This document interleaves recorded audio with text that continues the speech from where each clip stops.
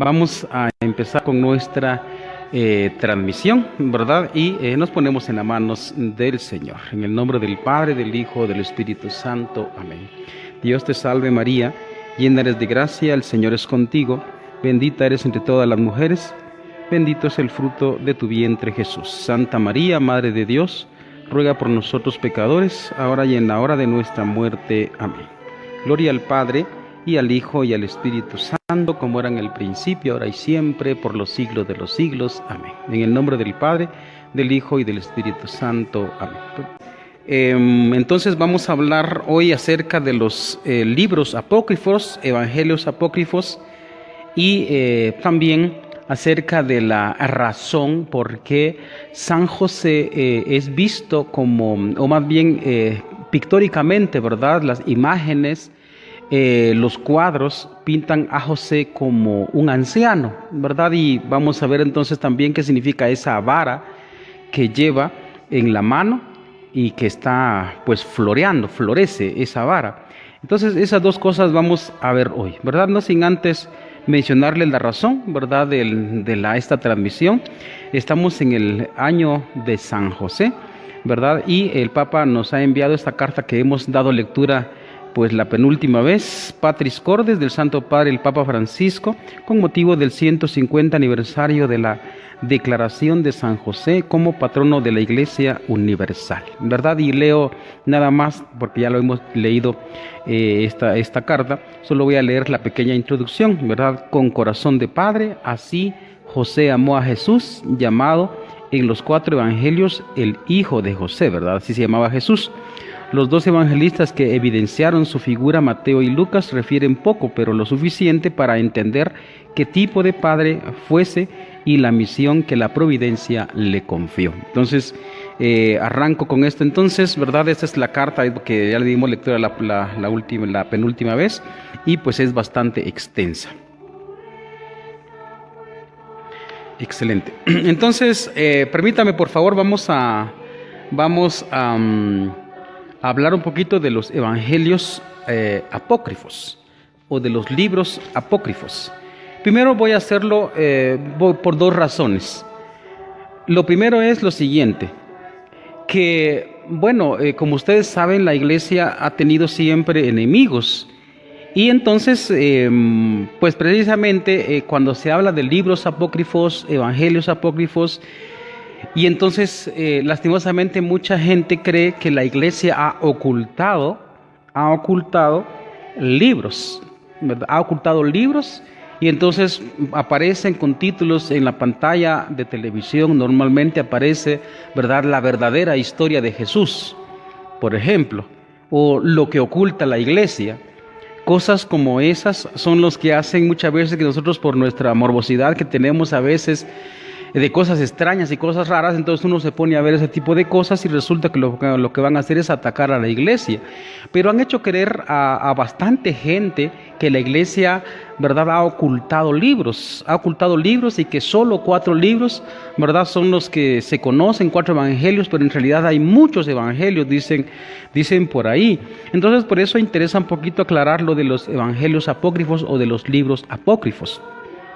Entonces, primero aclaremos la palabra apócrifo. La palabra apócrifo, pues entonces tiene que ver, ¿verdad?, con, en un primer momento se podría también catalogar como, ¿verdad?, lo oculto, ¿verdad?, lo oculto, así como ya les indiqué, ¿verdad? Como ya les indiqué, se podría catalogar como lo oculto, ¿verdad? Lo que la gente dice por ahí, la sociedad dice ahí, algunos historiadores, entre comillas, suelen decir, ¿verdad?, que la Iglesia ha ocultado. Pero bueno, más bien esa expresión quiere decir como falso. Por ejemplo, si usted usted tiene su dinero, sus recursos económicos, entonces recuerde usted que en estos días, por ejemplo, más bien, bueno, siempre, ¿verdad?, pasa, en todos los países, ¿verdad? Dinero falso, ¿no? Dinero falso que la gente pretende pasar, ¿verdad? Como que fuera verdadero, ¿verdad? Hay billetes originales y billetes falsos. Ahí parece tienen, pues hay luces especializadas los bancos y los negocios tienen luces especializadas para detectar el billete falso. Entonces pasan por esa luz, una luz moradita. Entonces ahí aparece, ¿verdad? Las insignias, ¿verdad? O los logotipos, ¿verdad? O sellos, ¿verdad? Símbolos que van a hacer que un billete sea falso o sea verdadero, y sin embargo, no, digamos así, a simple vista no se distingue cuál es el billete falso y el billete verdadero. Pues bien, ¿por qué estoy diciendo eso, verdad? Porque precisamente cuando se habla de evangelios apócrifos se trata de algo que es falso, y vamos a tener la razón. ¿Por qué?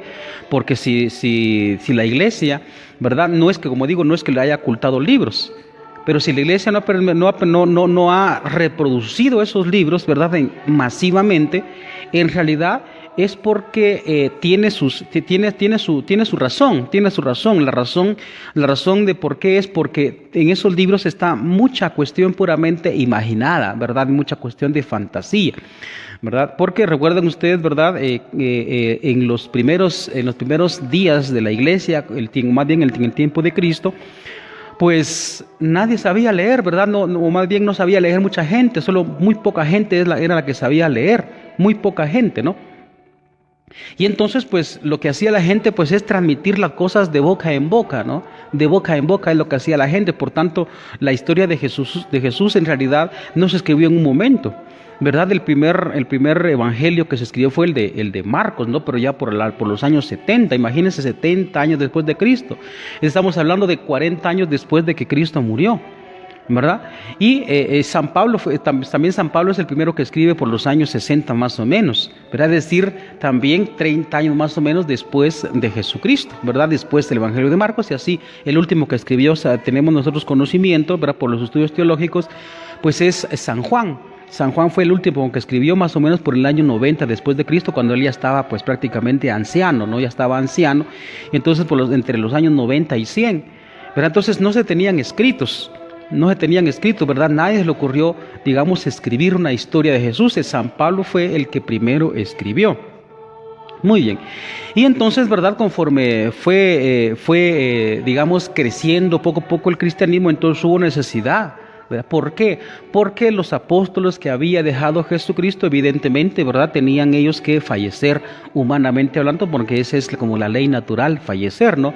Y entonces a los apóstoles, pues también, y a muchos cristianos, pues les preocupó también cómo es que se iba a mantener las enseñanzas de Cristo, porque lo transmitían de boca en boca. Recuerden ustedes que eso decía también San Pablo, ¿verdad? Lo que yo les he transmitido a ustedes por escrito o por palabra, lo que yo les he dicho.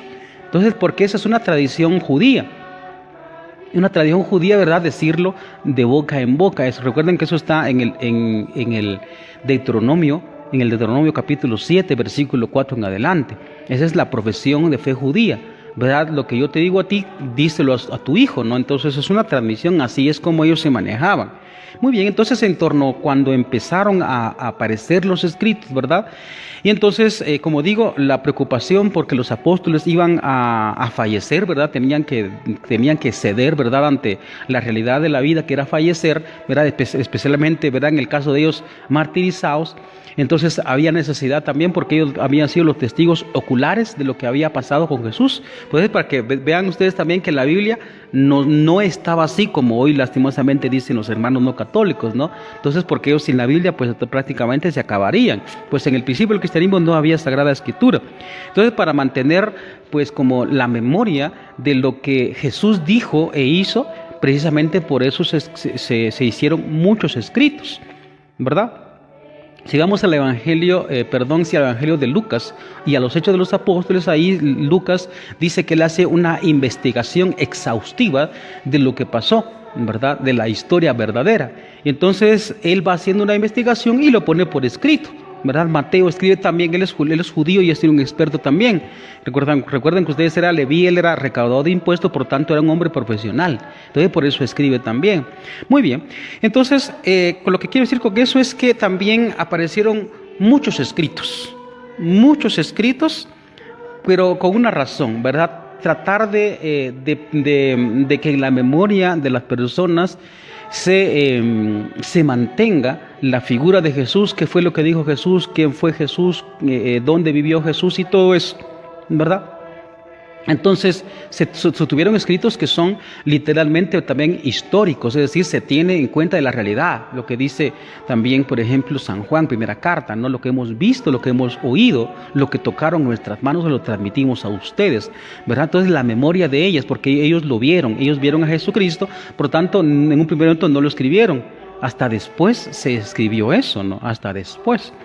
Muy bien, pero así, entonces, eso es lo que se llama también los evangelios canónicos. ¿Por qué? Porque la Iglesia fue la que hizo, digamos, como distinguir, porque como digo, aparecieron una cantidad de escritos bastante grandes, muchos escritos por allá, evangelio de, aquí tengo yo, por ejemplo, el protoevangelio de Santiago, el Apocalipsis de Pedro, el evangelio de Judas, también escritos de Eva, supuestamente, era una cantidad de cosas que aparecieron, ¿verdad? Pero imagínense ya un siglo después de Jesucristo. Y entonces había mucha cantidad de libros bastante considerables, ¿no? En el año, vamos a ver, en el siglo IV, con el Papa San Dámaso, no tengo ahorita el dato exacto de la fecha, ¿verdad? El Papa San Dámaso le ordena a San, ahí vamos a ver, ahorita se me escapa, a San Jerónimo, que él se encargue de traducir las escrituras al latín, que era el idioma oficial del imperio, ¿verdad? El idioma oficial, así como ahora el inglés, ¿no? Entonces, la Iglesia fue la que recopiló esos libros, pero tuvo que hacer un análisis bastante grande San Jerónimo. Digo esto porque por allí andan documentales, ¿no? Que la Iglesia, o más bien, perdón, que Constantino fue el que definió estos 4 evangelios. Y no fue Constantino. Lo que Constantino hizo, dar libertad de culto a la Iglesia, ¿verdad? Porque él se había convertido también, ¿verdad? Por influencia también de su mamá Santa Elena. Pero no es que Constantino haya determinado el canon de la Sagrada Escritura, eso lo hizo el Papa San Dámaso junto con colaboradores, pero especialmente San Jerónimo, que era el experto también en Biblia y por los idiomas también que se manejan en ese entonces, ¿no? Queda también el experto en hebreo, en griego y esos idiomas que son antiguos. Él era experto, entonces se le encargó a él hacer una recopilación. ¿Por qué? Porque las cartas pues andaban volando por allá, ¿no? Por ejemplo, imagínense ustedes, son 12 cartas de San Pablo. 12 cartas de San Pablo, ¿verdad? A los filipenses, a los efesios y así. Entonces esas cartas andaban por allá, ¿no? Entonces fue un trabajo bastante descomunal, ¿no? Bastante grande, recopilar todo eso. Y cuando tenía toda la colección de libros por aquí, rollos por allá, porque recuérdense que también en la antigüedad no había el papel como nosotros lo tenemos ahora de esta manera, sino que eso vino me parece, de la China para acá, ¿verdad? Sino que antes se escribía, ¿verdad? En lo que se conoce, ¿verdad? En aquella planta, ¿verdad? El papiro. Entonces quedaba más o menos una facilidad para escribir, ¿verdad? En otras épocas también, ¿verdad? En esas épocas antiguas también, pero junto con este papiro también se escribía pues en pieles de animales, ¿no? En pieles de animales, entonces ahí se conservaba un poquito la escritura, ¿no? Entonces eran rollos, entonces había una cantidad, no estaba la escritura como códice. El códice es como la figura o la forma del libro actual, ¿no? Que uno abre y ya está, ¿no? Entonces, pues bien, pero había una cantidad de escritos bastante considerables y entonces eso le correspondió a la Iglesia hacer la recopilación de todos esos escritos, ¿verdad? Y pues por supuesto se fueron haciendo análisis, ¿no?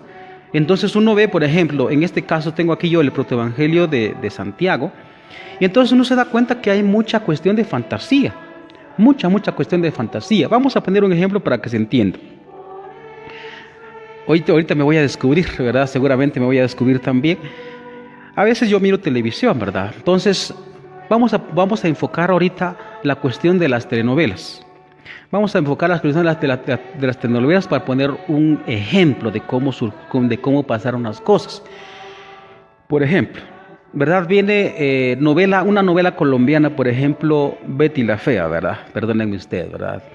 La comparación, ¿verdad? Betty la Fea aparece, ¿no? Entonces lo original fue en Colombia, con estos artistas colombianos. Pero viene después México, pues hace una adaptación de esa novela, ¿verdad? De Betty la Fea, y entonces ahora pone la fea más vea. Y entonces lo original es lo que está en Colombia, ¿no? Y pues se hizo una copia, ¿verdad? Y evidentemente cuando se hace una copia, pues van los personajes, pues de pronto más o menos imitan al original, pero también van agregando otras palabras que de pronto no dijo el original, ¿no? Entonces, más o menos así, ¿verdad? Más o menos así es la cuestión de los libros apócrifos, ¿verdad? Por eso se va a encontrar usted con, por ejemplo, este protoevangelio de Santiago, pues tiene algunas cosas que están tomadas de la escritura y también pone muchas cosas que son imaginación del autor. ¿Por qué? Ahora bien, está también la otra parte, ¿no? ¿Por qué le pone evangelio de Santiago? ¿Por qué le pone evangelio de Pedro? ¿Por qué le pone evangelio de Judas incluso, ¿no? ¿Por qué? Porque, digamos, muchos autores lo que querían hacer era para que se leyera su libro, pues poner como que Santiago, por ejemplo, escribió ese evangelio. Y a la hora de hacer el análisis, no fue él, por ejemplo. Por ejemplo, si hablamos bíblicamente, entonces la carta a los hebreos. Mucho tiempo se creyó que era San Pablo el que había escrito esta carta, la carta a los hebreos. Mucho tiempo se creyó, pero haciendo el análisis se dieron cuenta de que no. ¿Por qué? Porque digamos, el tema, las características, el vocabulario, las figuras, entonces se dan cuenta de que no es San Pablo. Lo que pasa es que pudo haber sido dicen los expertos, un sacerdote, discípulo de San Pablo, sacerdote judío, por supuesto, sacerdote judío, discípulo de San Pablo. Él fue evangelizado por San Pablo, por consiguiente, todo lo de San Pablo, muchos temas de San Pablo, el tono de San Pablo, el timbre de San Pablo, el estilo de escribir de San Pablo, lo coloca en su libro, pero el tema que va a tratar precisamente es el sacerdocio de Cristo, el sacerdocio antiguo también, el sacrificio. Entonces, de ahí se deduce que es un sacerdote, pero es un discípulo de San Pablo, pero toma muchas cosas de San Pablo y los pega acá, ¿verdad? Por decirlo de alguna manera. Así igual como ya puse el ejemplo de pues una telenovela, ¿no? Una telenovela original, por ejemplo, colombiana, después viene y se copia para otro país, y ahí se copia también para, qué sé yo, para el oriente, que van haciendo adaptaciones, pero evidente, en ese proceso va como cambiando, ¿no? Va como cambiando. Entonces, eso es lo que pasa con los evangelios apócrifos, con los libros apócrifos. No es que la iglesia haya ocultado una cantidad de libros como para ocultar la verdadera apariencia la verdadera figura de Jesús, como pretenden sacar estos enemigos también de la fe, ¿verdad? Para desvirtuar a la iglesia, ¿no? Entonces, ¿por qué? ¿Verdad? Porque les interesa también, como digo, desvirtuar a la fe cristiana, especialmente católica. Por eso es que ponen esos títulos, y los recomiendo a ustedes también, que no se dejen llevar por títulos así pomposos, ¿no? Pomposos, por ejemplo, lo que oculta la iglesia, o pues el oscuro secreto de la Biblia. Títulos como esos que son bien pomposos, entonces que son así como morbosos también, aparte de eso, tengan mucho cuidado, porque lo más que van a hacer siempre es atacar a la iglesia en ese sentido. Entonces explico eso para que se vea entonces, ¿verdad? Por eso es que aparece ahí, como digo, por ejemplo, aquí tengo el protoevangelio de Santiago. Entonces ese es un pseudo Santiago. Pseudo significa también falso. El evangelio del pseudo Mateo significa que alguien colocó el nombre de Mateo como que Mateo lo hubiera escrito, pero a la hora de la realidad no. Por ejemplo, el evangelio o el Apocalipsis de Pedro. Alguien colocó el nombre de Pedro para hacerlo, para hacer que la gente lo leyera, pero uno hace el análisis y se da cuenta que nada que ver.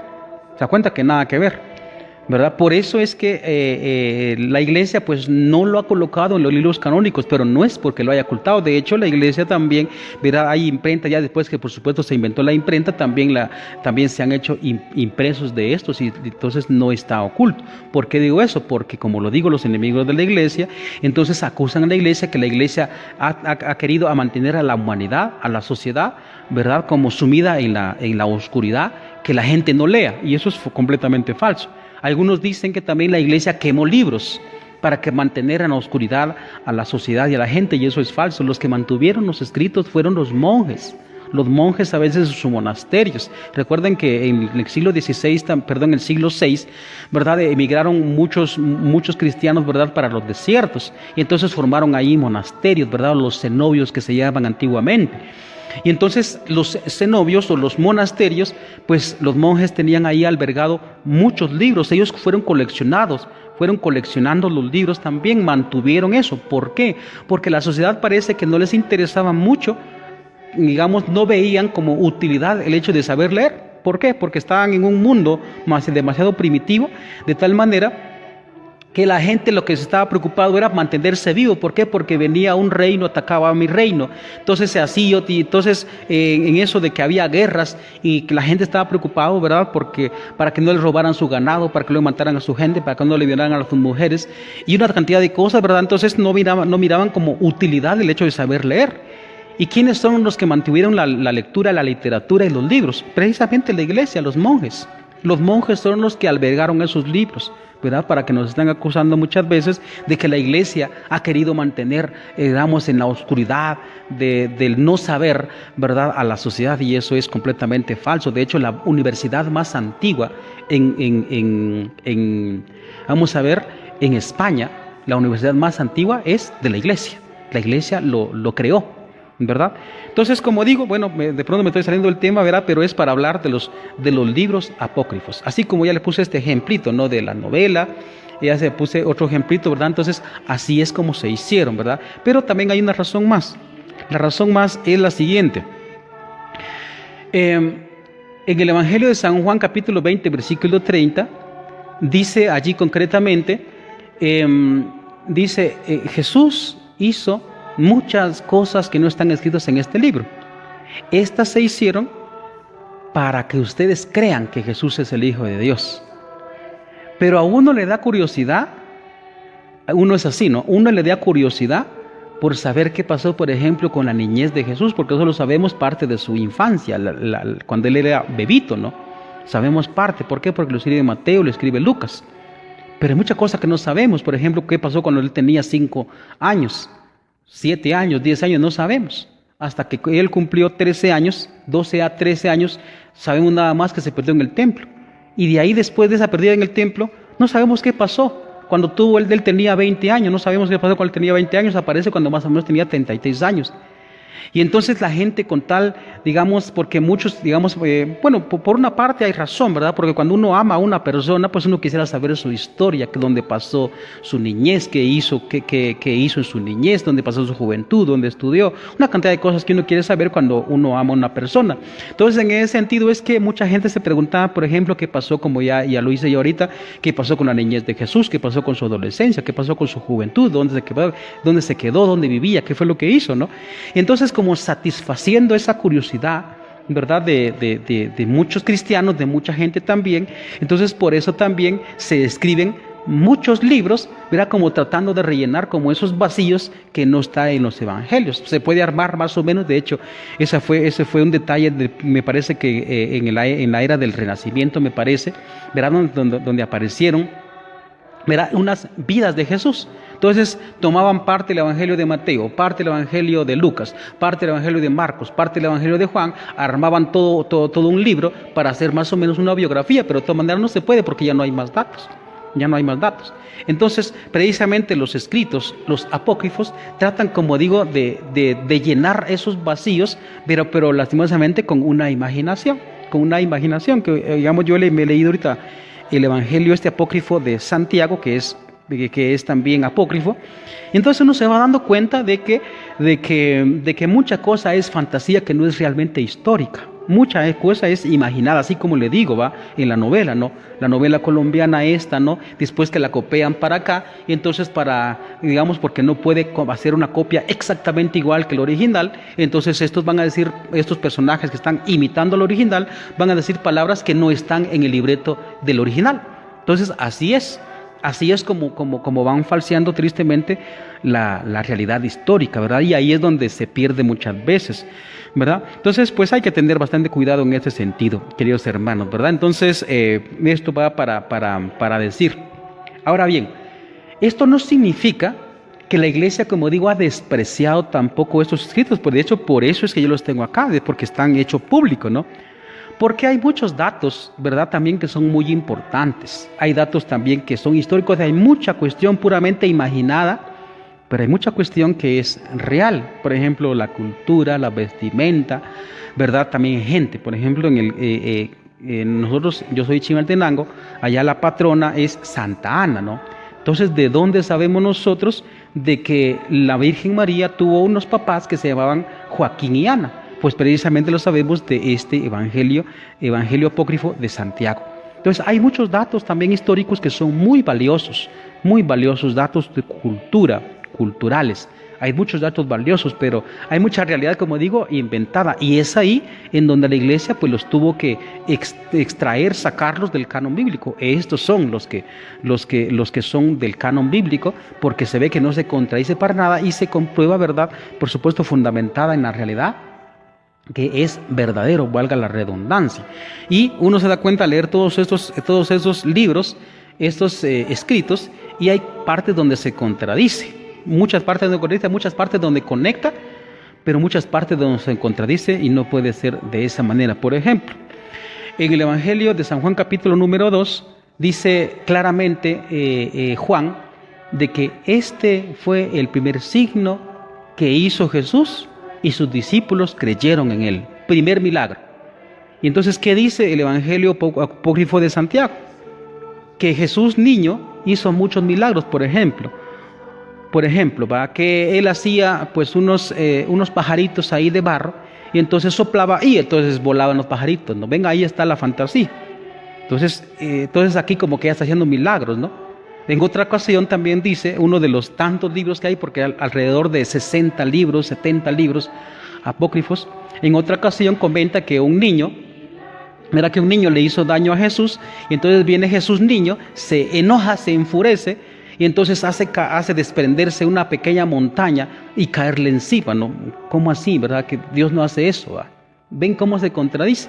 Por eso es que no se puede aceptar, por eso es que no es difundido, pero no es que la iglesia haya ocultado libros, ¿verdad? Entonces, para que se entienda muy bien, esto es los evangelios apócrifos. Bueno, pues un pequeño resumen también en lo que corresponde, como ya digo, a estos evangelios apócrifos, a estos libros apócrifos. Como ya indiqué, apócrifo significa, ¿verdad?, oculto o más bien falso.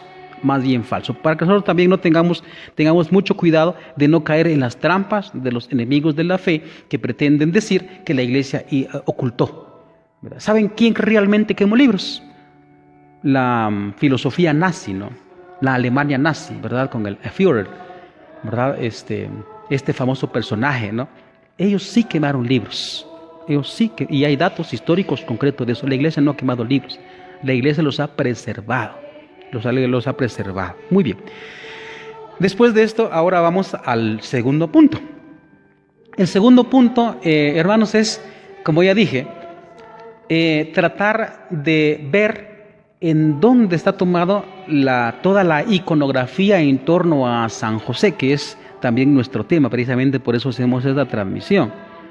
¿En dónde ha sacado todo eso, digamos, que se ha trasladado para la iglesia? Está aquí en este evangelio apócrifo de Santiago. Y bueno, la otra vez me hice bolas, pero ahora no, ahora sí lo traje todo ordenadito. Aquí tenemos una historia copta de José, y también una historia árabe de José, que en esencia son prácticamente lo mismo, solo que uno es más grande, ¿verdad? ¿Por qué? Porque copia de uno, así como ya lo indiqué, no copia de uno, pues y le va poniendo otras cosas y ahí donde se va como estirando, ¿verdad? Entonces, a lo que vamos es, nosotros tenemos la imagen, digamos, tenemos en la cabeza también de que José era como anciano, ¿verdad? Como anciano. Sin embargo, por el hecho de que esté así en las imágenes, no significa que sea así. ¿De dónde ha sacado? Precisamente de estos relatos, ¿verdad? Lastimosamente en este sentido entran, ¿verdad?, los artistas, los que hacen imágenes, ¿verdad? Hago la aclaración de que imagen no es igual que el ídolo, como dirán los hermanos no católicos. Entonces, los que hacen imágenes, ¿verdad?, de un santo representan a alguien. Entonces, muchos de ellos se han enfocado en los libros, pero digamos, por ejemplo, si leemos la vida de Cristo, ¿verdad?, por lo menos los pocos datos que tenemos en la escritura, por ejemplo, canónica, por supuesto, Uno se da cuenta y uno agarra ese libro y se lo lee en un ratito. Pues en un ratito, por ejemplo, la infancia de Jesús. Eso solo está en Lucas y en Mateo, uno se lo lee en 5 minutos. Entonces, ¿cómo le hace, por ejemplo, un escritor, ¿verdad? Un guionista de película para hacer una película de Jesús de toda una hora? Pues le va inventando. Así es lo, repito otra vez, eso es lo que pasa con los apócrifos, ¿no? Con los apócrifos que van inventando. Porque ahorita que estamos en un mundo tecnológico, tecnológicamente avanzada, entonces hoy se manejan películas. De hecho, muchas películas son libros. Son libros. Por ejemplo, Harry Potter, por ejemplo, también El Señor de los Anillos, son libros de escritores pues ya un poquito antiguos, ¿verdad? Entonces, por ejemplo, Gulliver, son libros. Por ejemplo, también Viaje al Centro de la Tierra. Nosotros ya sabemos el autor, Viaje al Centro de la Tierra. Entonces, son libros. Entonces, que son así, en este caso es al revés. De la película no va a adaptar todo lo que dice el libro, porque el libro es bastante extenso, ¿verdad? O 7000 leguas de viaje submarino, o La Vuelta al Mundo en 70 días. Pues son libros. Entonces muchas películas están sacadas de libros. Lo mismo pasa, ¿verdad? En la época antigua, pues por ejemplo, haga usted de cuenta en la época de Santa Teresa, que estamos al año del siglo XVI.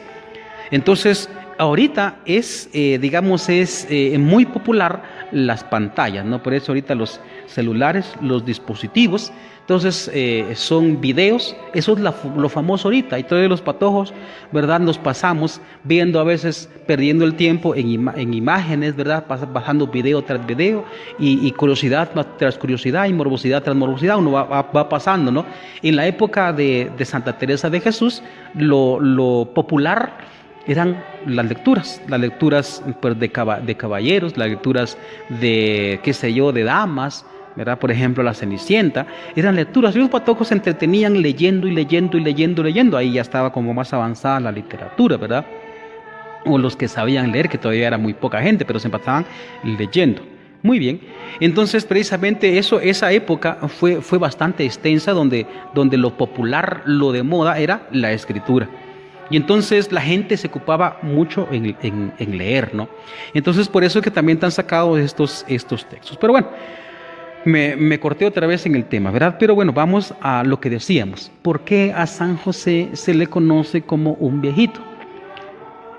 El hecho de que se mire en una imagen que José es un anciano, no significa que sea anciano, ¿verdad? No significa que sea anciano.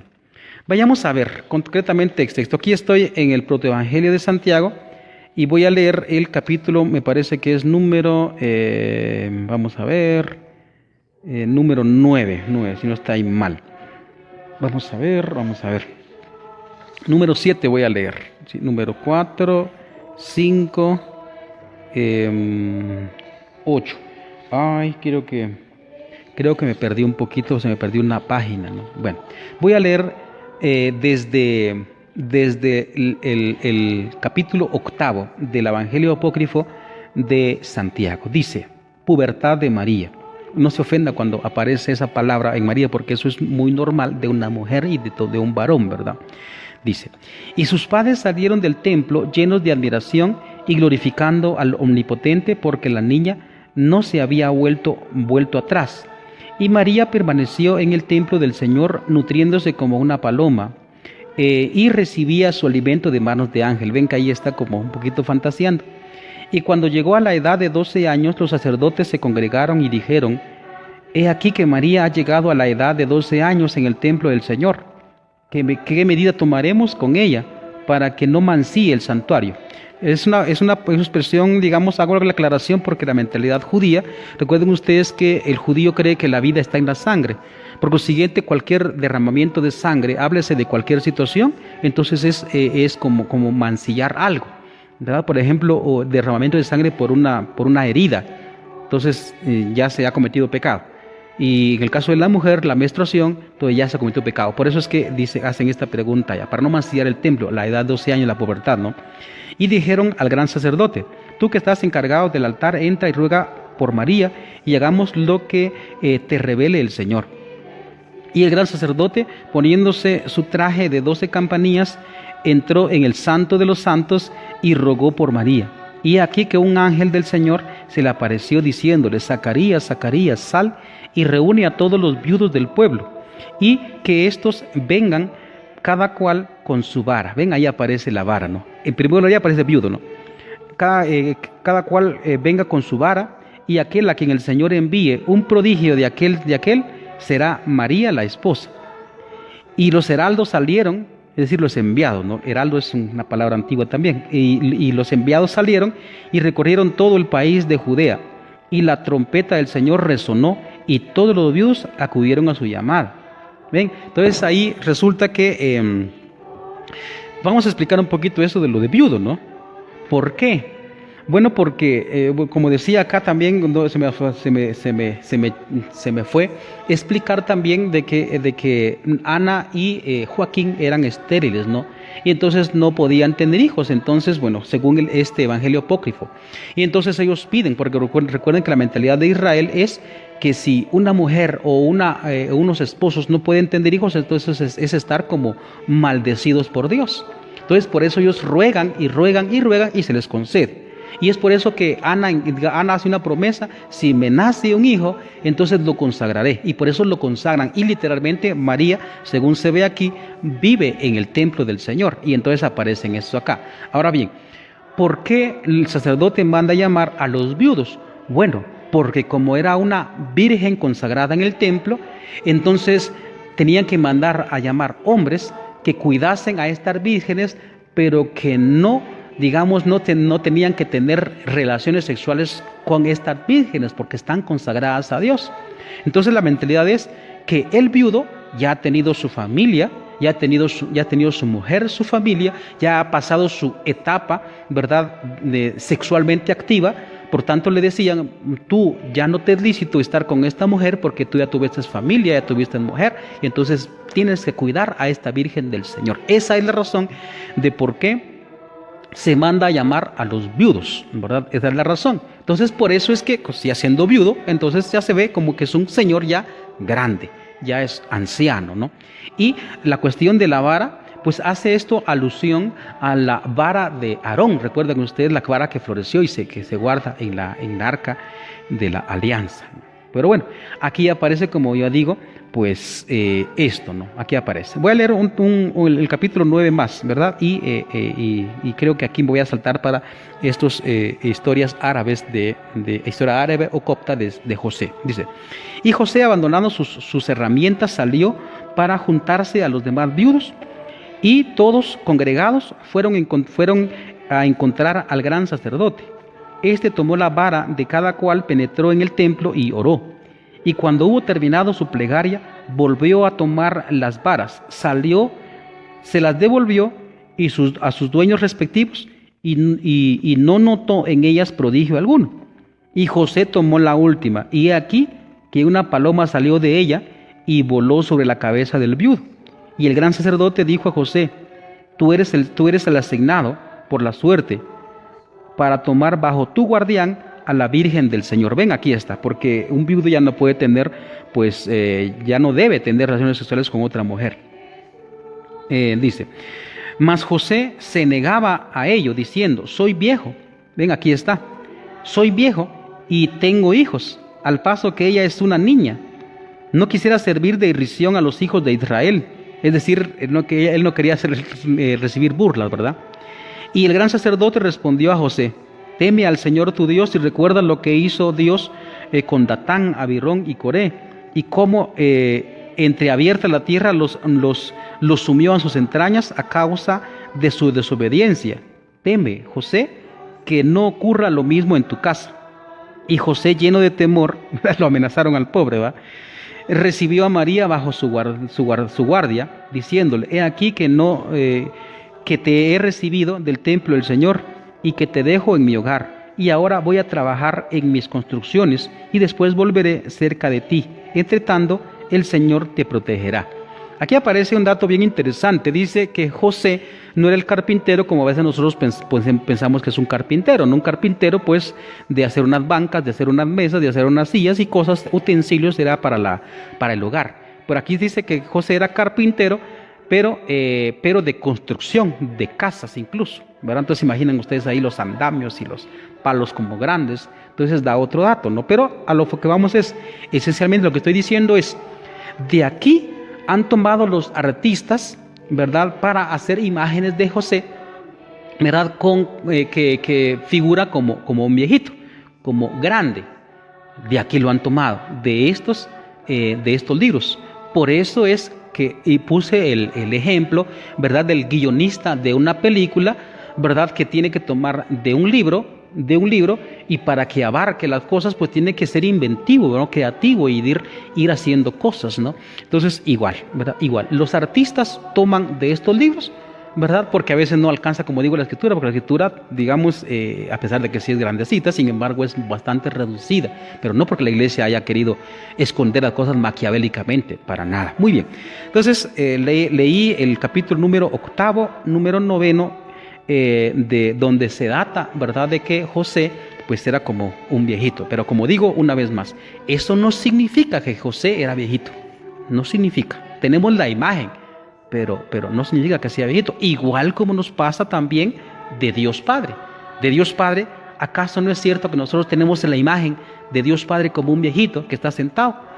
Eso es porque en la mentalidad judía el sabio era el anciano, y eso está tomando específicamente imagen, ¿verdad?, aunque imagen intelectual, ¿verdad? Esto no logran entender los hermanos no católicos, ¿verdad? Hay una imagen en el capítulo 7 del libro de Daniel, ¿verdad? Pero ¿eso significa que Dios es anciano? Para nada, para nada.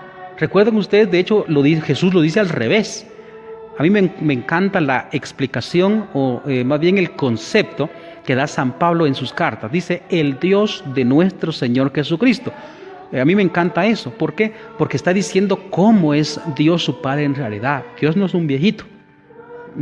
Tenemos esa imagen en la cabeza y a nadie nos puede sacar esa imagen de la cabeza tristemente, pero Dios no es un viejito, sino que Él lo dice al revés. Ejemplo, ¿recuerda usted cuando dice que los apóstoles regañaban a los niños porque se acercaban a Jesús? Pues bien, ahí tenemos una imagen de Dios al revés. Dios Padre, uno se imagina muy fácilmente a Jesús niño, pero de Dios Padre no nos cabe como en la cabeza que sea un niño, porque tenemos la imagen de Dios Padre como un anciano, pero Jesús data en imagen, ¿verdad?, a Dios Padre como niño.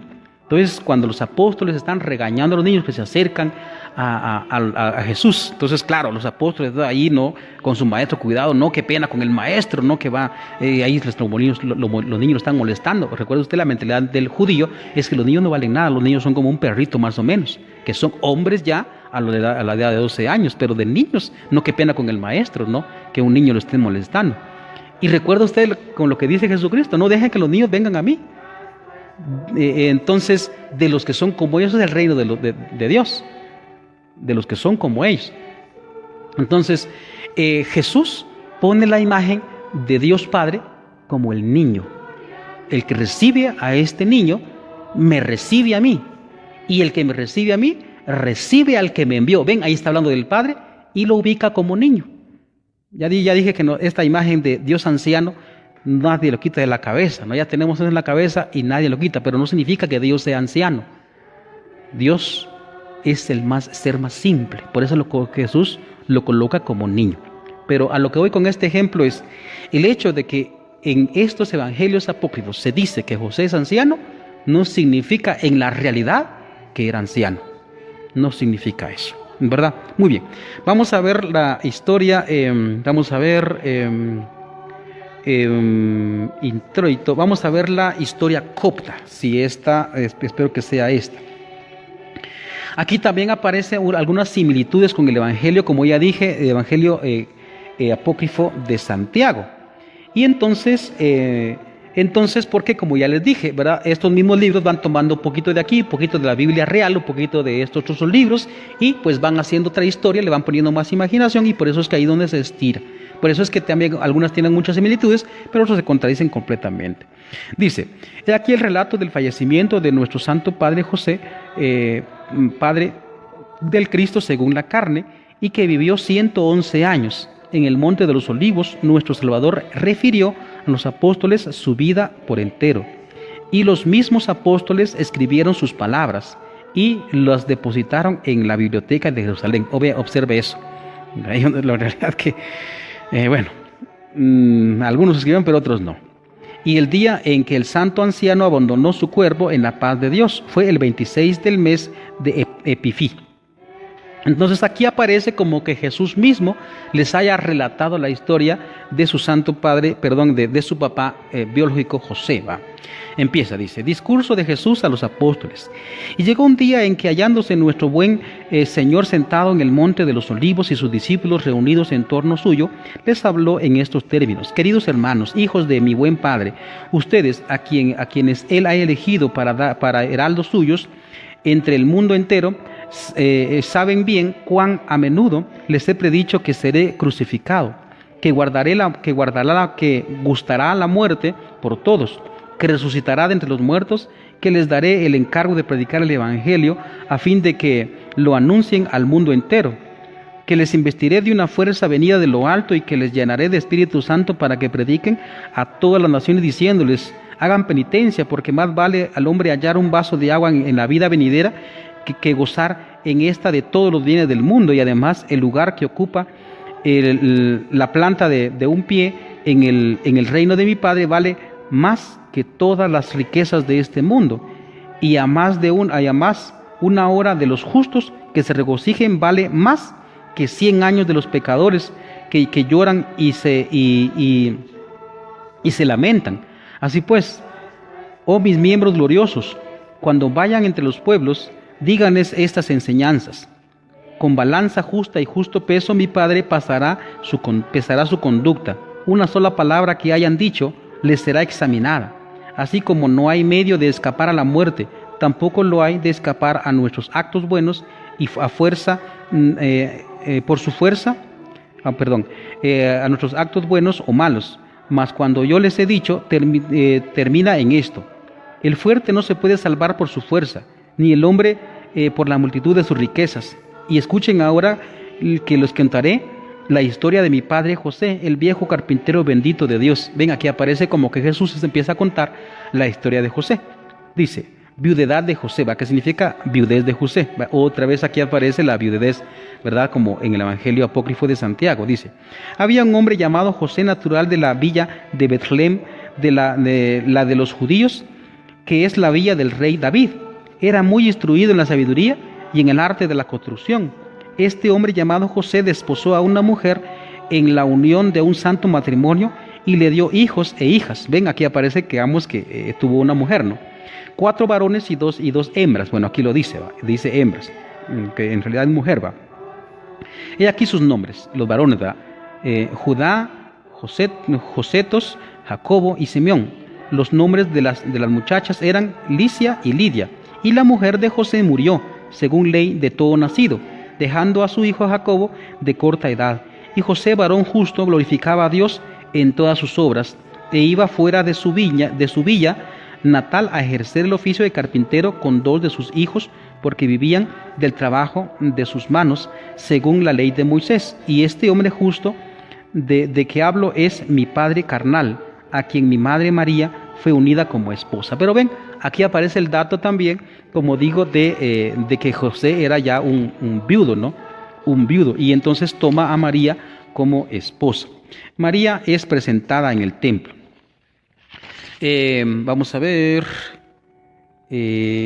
capítulo 2, bueno, también otra vez me perdí, pero bueno, lo que interesaba es este dato, ¿verdad? Para que ustedes vean entonces de dónde está tomada como esto de las imágenes, en donde es presentado a José como un anciano, ¿verdad?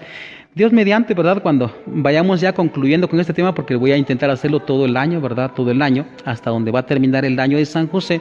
Entonces, Dios mediante, pues al final sí vamos a leer completamente estos textos, ¿verdad? De apócrifos de José, por supuesto, ¿verdad? Pero tenemos que fundamentarnos principalmente en la escritura canónica y, por supuesto, en esta maravillosa carta en donde el Papa Francisco nos exhorta, pues, al año de San José. Muy bien.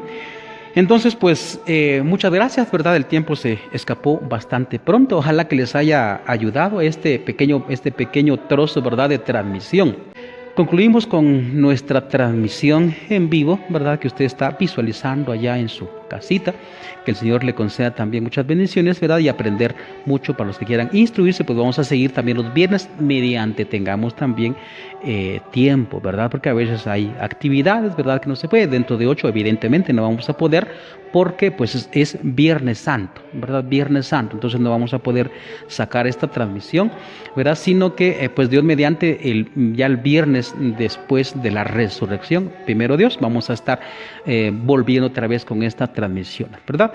Entonces les invito entonces a continuar, ¿verdad? Entonces ojalá que los que quieran seguir formándose, ¿verdad?, en el aspecto de San José, ¿verdad? Gracias a Dios hay bastante devoción también a San José, pero también necesitamos ser, como me diría pues un sacerdote, ¿verdad? Pues hay que aprender, ¿verdad? Porque si no, a veces solo hacemos las cosas, decimos las cosas, creemos en las cosas y a veces no tenemos como respuestas de las cosas que creemos. Y recuerden ustedes que San Pedro precisamente decía, pues tienen que dar razón de su esperanza. Decía, es decir, nosotros tenemos fe, no tenemos que tener fe a ciegas, sino razonar nuestra fe, ir estudiando, aprendiendo cada vez más para dar respuesta. Porque a mí, por eso es que saco esos programas, porque a mí me da mucha pena, ¿verdad?, de que mucha gente ataca nuestra fe y uno no tiene como respuestas, ¿verdad? Hay ataques de todas partes.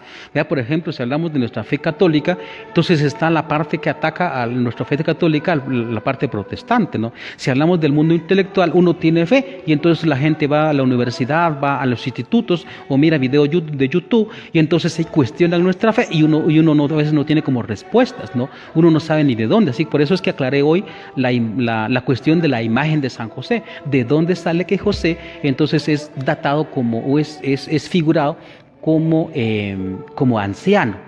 Pues de los evangelios apócrifos, de ahí sale, ¿verdad? De ahí sale. Entonces uno tiene que dar razones, uno tiene que ser inteligente e ir estudiando su fe, ¿verdad? Porque la fe nos tiene que despertar. Si no le damos demasiado gusto a algunos que dicen que la fe, y eso se lo dijo concretamente Marx, uno le da gusto a la gente que dice que la fe es, la gente que tiene fe es como irracional, que está como alejado, que es como tonta, y no tenemos nosotros que pensar de esa manera o darles gusto a esta gente, sino que estudiemos, ¿verdad?, un poquito nuestra fe. Flori Pansay también ahí nos ha mandado un saludo. Muy bien, entonces con esto concluyo yo, que el Señor les conceda a ustedes mucha bendición, ¿verdad? Y yo concluyo con esta transmisión. En el nombre del Padre, del Hijo y del Espíritu Santo. Amén. Que el Señor les bendiga.